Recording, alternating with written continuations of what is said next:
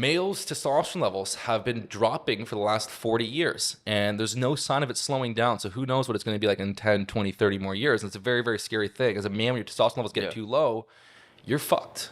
You literally, you lose interest for sex, you have higher rates of anxiety and depression, you don't have that drive, people start passing you in life. What do you think's causing the testosterone level drop? From what I've seen, there's many different factors. I mean, one is, if someone's inactive, not eating well, overweight, they're going to have lower testosterone naturally. But even controlling for that, there's a lot of endocrine disruptors, chemicals in our environment, a lot of estrogenics, plastics. There's even phthalates, which is a compound that is in scents, but it's also in foods now. There's all these different estrogens. There's also radiation. You got your iPhone really right next to your balls, emitting radiation like 8 hours a day. People have their laptop on their lap. The more time your phone is next to your balls, the lower your testosterone levels are. I have my phone in my pocket, but I'll put on airplane mode sometimes. Every night, airplane mode. I go in airplane mode. Even half the day, I'm like, I just put on airplane mode, and if someone texts me, like I'll see it when I see it. But there's all these different factors.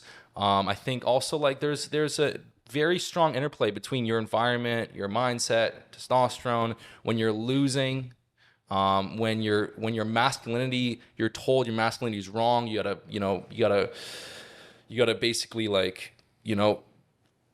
destroy your own masculinity, and you not feel like a man. This stuff's wrong. Like we're teaching people to kind of have low T essentially. Sure. And so even even just living life with more freedom is good. When you start winning in life, it's good. When you just when you're and also people are having lower levels of sleep, they're not sleeping as well. They got all this technology around them. They're getting inferior sleep. We're spending too much time indoors. We're not getting natural sunlight. We're sort of moving into this landscape that's not conducive for high levels of testosterone. It's almost like we used to have occasions for people to rise to. You're playing outside. Like you're naturally going to be higher T, or you're fighting. It just has boys and stuff. And that doesn't exist as much anymore. And there's no occasion for people to rise to for their testosterone to be high. No, their testosterone isn't required to be high for them to live. Yeah, that's why you must lift weights. Like lift weights, even 2 days a week, 3 days a week, go to the gym, lift heavy, give your body a reason to actually produce testosterone.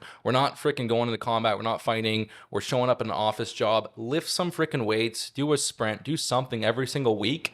But the most important thing I would say is get outside, get good sleep, lift weights, cut out the vegetable oils as much as you can, eat a higher quality diet, lose excess body fat, cut out the whole idea of putting on all this artificial soap and all these scented detergents where you're loading yourself with endocrine disruptors.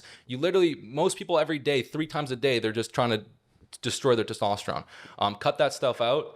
And then the Mojo, like I've had many people that actually got before and after blood work had awesome results, like 50-60% increases in their free testosterone, which is really what's most important. And the Mojo just has the 3 most important minerals to help support testosterone levels, and that's zinc, magnesium, boron, and really the really effective herb Tongat Ali, another herb Forskolai, and that's it. Those 5 key ingredients, we've seen amazing results. So if you're gonna just put on all this crap and not take action, and the Mojo can only help so much, when you actually take the right steps and use Mojo, it's like a force multiplier. Greg, let's talk about the Matrix a little bit. You mentioned you mentioned that a couple of times. Yeah. I got to give credit where credit's due. Okay, I didn't coin the term the Matrix, but let's get into it. Who did? Tate. Okay. Tate coined it, man. You got to give credit where credit's due. I think before I ask that question on the Matrix, I think a really good one of our interview questions for people when they interview with us is, what do you think of Andrew Tate? Right. I think that response, right? Like if you have respect for him, or if you don't, is a really good metric for somebody's mindset overall and their testosterone level overall.